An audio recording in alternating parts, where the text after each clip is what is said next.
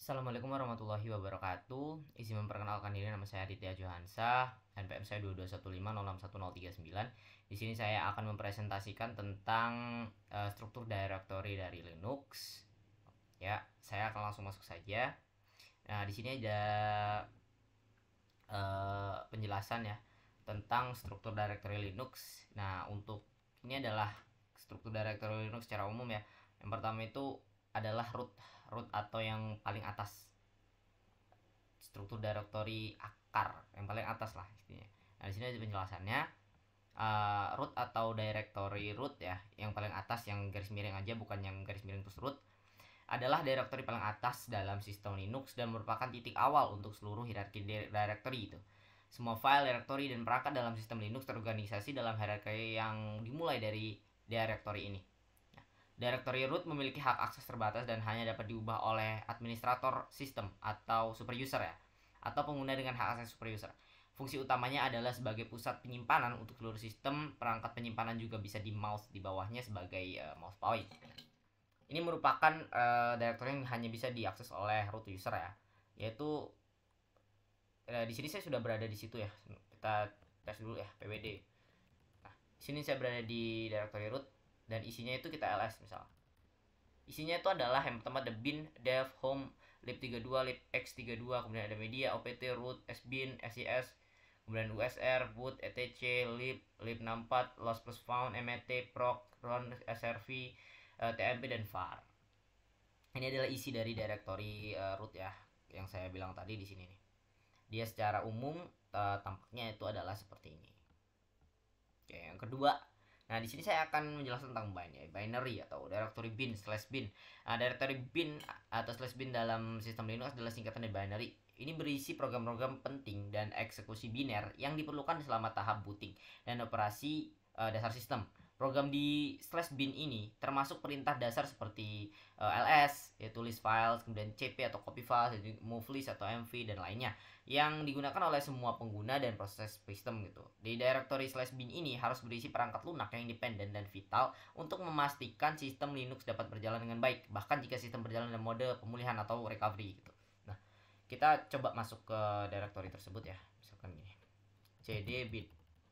Nah, ketika kita ls, nah, ini adalah berisi tentang software-software independen yang bekerja untuk user ya di sini, yang bisa dipakai oleh user tuh. Misalkan nih, ini kan misalnya contohnya nih ada ls, mana tadi, ls mana ls, kemudian ada who, ini kan bisa digunakan juga who, kemudian ada widget, ada dan lainnya, ini bisa diakses oleh user. Nah, kemudian ada lagi ya, nah ini berada di bawah root ya tadi, boot. Kemudian ada bin maksudnya. Kemudian ada lagi boot. Nah, boot itu adalah directory dalam sistem Linux yang berisi file yang digunakan untuk memulai sistem operasi atau booting ya. Ini termasuk kernel Linux, file konfigurasi bootloader, dan inisialisasi ramdisk atau init ramfs yang mendukung proses booting. Kernel adalah kernel sendiri ya. Kernel sendiri adalah inti dari sistem operasi Linux. Sementara file konfigurasi bootloader mengarahkan sistem untuk membuat kernel itu. Nah, inisiasi RAM disk berisi modul dan script yang dibutuhkan selama booting awal. Slash boot adalah elemen penting dalam proses booting sistem Linux dan memastikan setiap sistem dapat diinisialisasi dengan benar gitu. Nah, contohnya nih, saya kembali dulu ya ke root. Itu saya mau masuk ke boot, cd boot, kemudian saya ls. Ini adalah penjelasan tadi ya, yaitu untuk bootnya dari Linux. Ada config generic, ada system map, ada group, ada init.amg, init.rd.amg maksud saya. Oke. Kemudian saya akan kembali lagi ke directory-nya. Kemudian yang keempat itu ada dev atau /dev atau devices ya. Directory ini berisi berkas spesial yang merepresentasikan perangkat fisik atau virtual seperti hard drive, CD-ROM, atau keyboard, Directory/dev dapat dalam Linux adalah tempat di mana sistem mengakses perangkat keras sebagai file.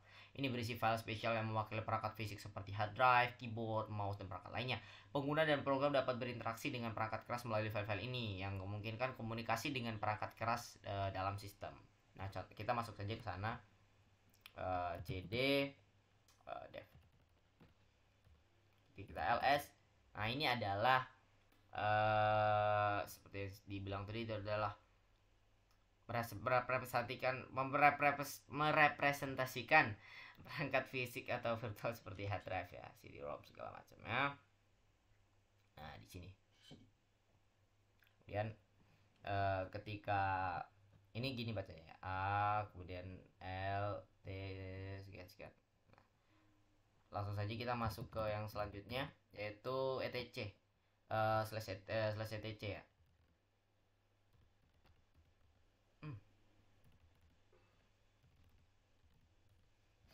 Nah, etc atau etc adalah konfigurasi sistem dan konfigurasi aplikasi disimpan di sini. Nah, directory etc dalam sistem Linux adalah tempat penyimpanan konfigurasi dari sistem. Ini berisi berbagai file konfigurasi yang mengendalikan pengaturan sistem, aplikasi, dan layanan. File di etc memungkinkan pengguna, user, dan administrator untuk menyesuaikan perilaku sistem sesuai kebutuhan, termasuk pengaturan jaringan, keamanan pengguna, dan banyak aspek lainnya. Kita coba lihat. Nah, ini dia. Ini adalah yang bisa kita lihat yang ada pada directory etc tadi ya. Contohnya itu adalah grup. Nah, ini grup ini sepertinya bisa diakses oleh kita juga, dan masih banyak lagi, ada kalender juga nih. Nah, kemudian masuk ke directory selanjutnya, yaitu directory home. Nah, directory home sendiri itu adalah tempat di mana directory untuk user individu itu disimpan. Setiap pengguna atau user memiliki directory home yang berisi semua file dan konfigurasi pribadinya. Nah, ini adalah tempat utama untuk menyimpan data pengguna seperti dokumen atau gambar atau pengaturan aplikasi yang spesifik untuk setiap usernya gitu. Nah, contohnya nih, kita masuk ke home ya. Kita ls. Nah, di sini banyak nih. Ada 1 2 3 4 5 6. Ada 6 user. Ada 6 user, yaitu adit, nama baru 2, test, WYZ, dan juga usery. Ini adalah directory khusus untuk user gitu. Jadi pribadi user itu ada di bagian home. Oke, kemudian ada lagi yaitu /lib atau ya /lib library. Nah, directory /lib sendiri itu adalah dalam sistem Linux adalah tempat di mana perpustakaan atau library dinamis itu dari sistem itu disimpan gitu. Perpustakaan ini adalah file yang digunakan oleh program untuk berbagi kode dan fungsionalitas yang sama, mengoptimalkan penggunaan ruang yang penyimpanan. Nah, di directory lib ini berisi perpustakaan atau library penting yang digunakan oleh berbagai aplikasi dan sistem, memastikan integritas dan kompatibilitas perangkat lunak pada seluruh sistem gitu. Nah, kita coba masuk ke lib ya.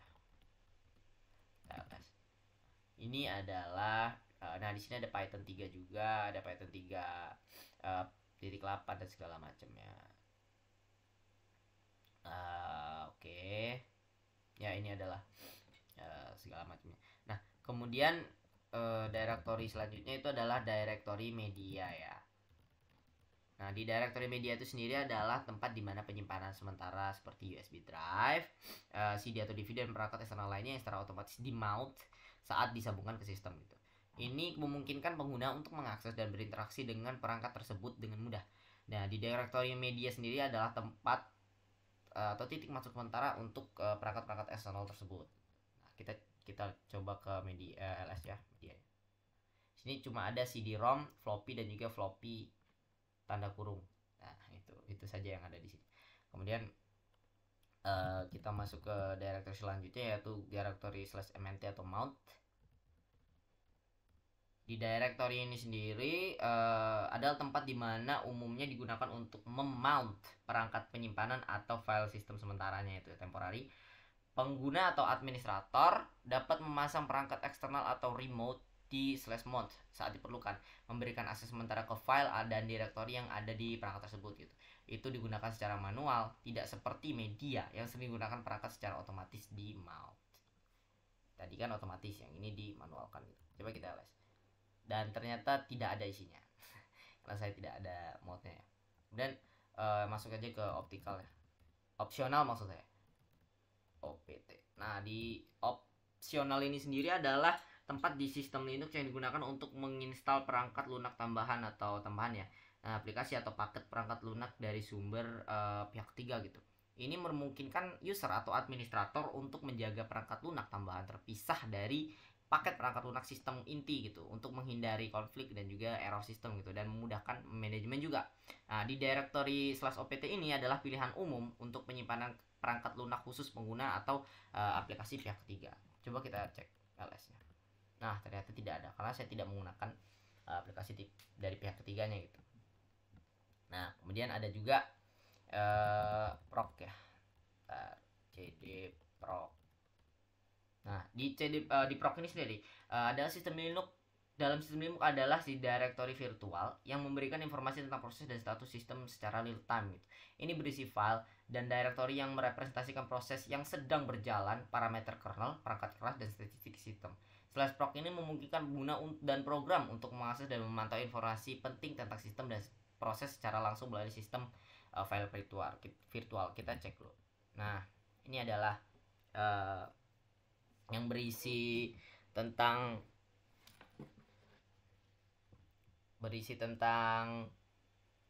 tadi apa tadi? Oh ya, status sistem secara real time. Ini adalah isinya. Coba kita kembali saja. Kita langsung ke selanjutnya yaitu /root. Nah, /root ini sendiri sebenarnya bukan root yang garis miring saja gitu, berbeda. Ini ada directory khususnya yaitu /root ya.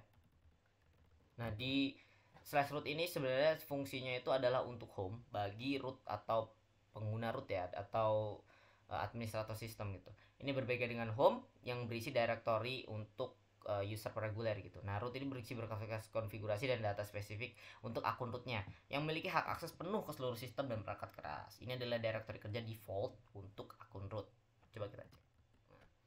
Nah, di sini ada Adit, ada Arnora, ada dan sekian-sekiannya file-file yang ada di directory root ini gitu. Kita kembali saja. Kita masuk ke directory run ya. Nah, di directory run sendiri itu adalah dalam sistem Linux adalah directory tempat file dan soket sementara ditempatkan selama operasi sistem itu. Ini digunakan untuk menyimpan data dan informasi runtime yang perlu tersedia selama sistem berjalan seperti file PID, proses ID, soket komunikasi antar proses, dan informasi sistem lainnya. /run adalah bagian penting dari penyediaan informasi dan komunikasi dalam sistem saat dia berjalan. Kita cek saja. Nah, ini adalah di sini ada banyak ya, ada Apache 2, kemudian ada Dibus, ada Big ID dan Crony bisa dipakai ya. Ada user, ada udah, ada sudo. Nah, ada sudo juga di sini. Sudo di sini nih sudo. Oke, langsung saja kita ke yang selanjutnya, yaitu ada sbin. Ya, sbin.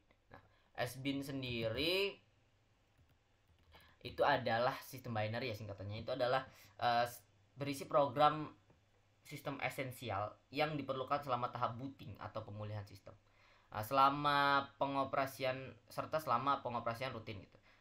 Program pada sbin ini sendiri sering digunakan oleh administrator sistem untuk mengelola, memulihkan, atau memperbaiki sistem. Ini mencakup pemerintah init untuk mengganti run level sistem, kemudian ada shutdown untuk memastikan sistem dengan aman, ada FSCK untuk memeriksa dan memperbaiki sistem file. Program di bin ini sering memerlukan hak akses super user atau root user ya untuk dijalankan gitu. Kita cek saja di sini. Banyak nih. Ada mount, ada TC di sini, kemudian ada apa saja ini? Ada ATD dan lain semacamnya. Oke, FSCK juga ada di situ.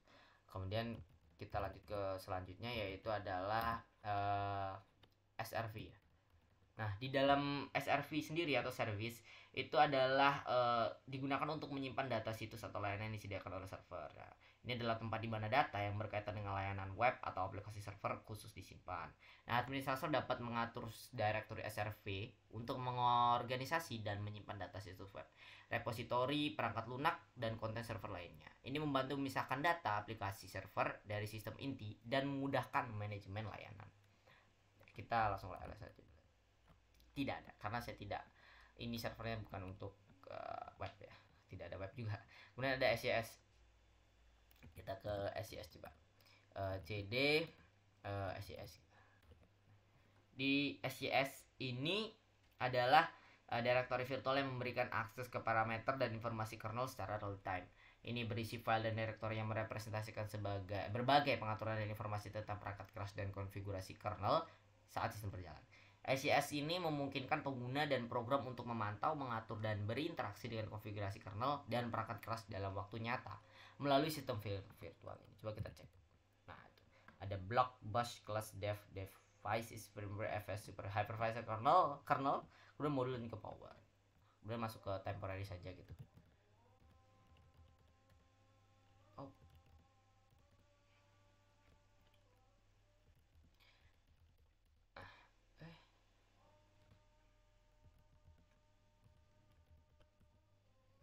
Ke TMP ya. Nah, di TMP sendiri itu adalah, atau temporary ya, adalah sistem Linux adalah dalam sistem Linux adalah tempat untuk menyimpan file sementara atau file temporary. Nah, ini digunakan oleh program untuk menyimpan data yang hanya diperlukan untuk sesi atau tugas tertentu dan tidak perlu dipertahankan secara permanen.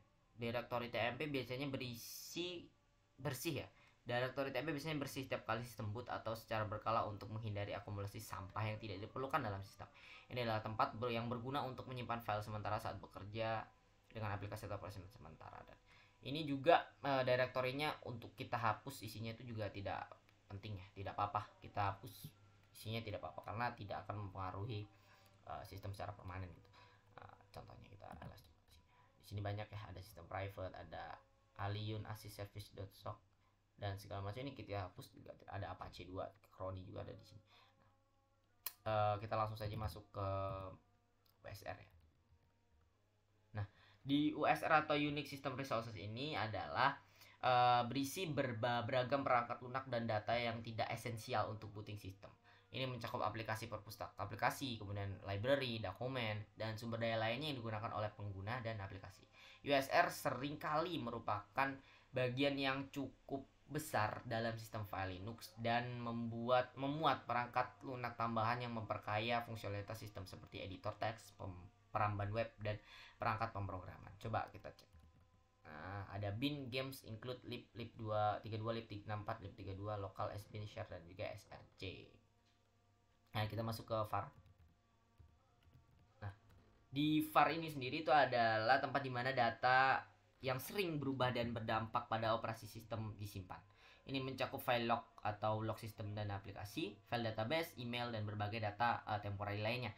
/var ini juga berisi directory /var/www untuk file sistem web yang dihostkan oleh sistem server web gitu. Ini lokasi penting untuk data yang berfluktuasi dalam sistem. Nah, coba kita ls. Aduh, maksud saya. Oh. Isinya ini ada backup cache, lib local log mail, apt ron show, tmp, dan www. Nah, kita bisa masuk nih ke tmp coba. Www. Aduh. Nah, di www ini juga ada ya HTML. Isinya itu HTML atau HTML-nya dari web. Kita ls. Nah, sini aja ada edit, ada biodata, calon, IDX plus HTML, ada Ninja, ada shop. Nah, ini adalah isi untuk HTML dari web yang menggunakan Apache 2 kalau tidak salah. Kita menggunakan Apache 2.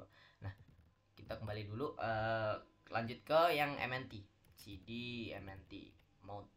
Nah, di CD MNT atau mount ini, directory mount ini adalah sistem Linux tempat yang digunakan untuk sementara memount perangkat penyimpanan eksternal seperti hard drive, CD atau DVD atau sistem file jarak jauh. Pengguna atau administrator dapat memasang perangkat tersebut di /MNT saat perlu mengakses atau berinteraksi dengan data yang ada di perangkat tersebut. /MNT berperan sebagai titik masuk sementara untuk perangkat eksternal. Nah, kita tidak ada isinya. Memang karena tidak memakai CD atau DVD. Kemudian untuk yang OPT.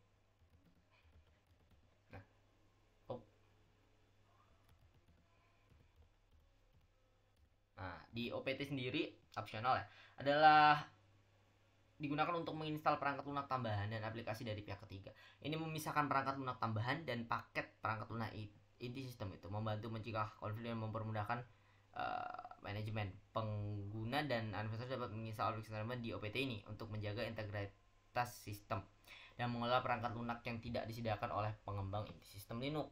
Kita coba cek. Tidak ada, karena saya tidak menginstal perangkat lunak lain gitu dari pihak ketiga. Kemudian terakhir itu ada Snap ya. Kita masuk ke Snap.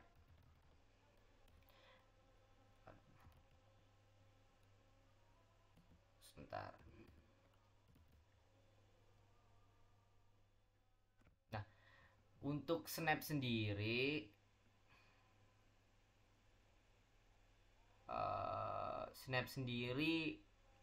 saya tidak ada ya Snap, karena kita pengertian dulu ya.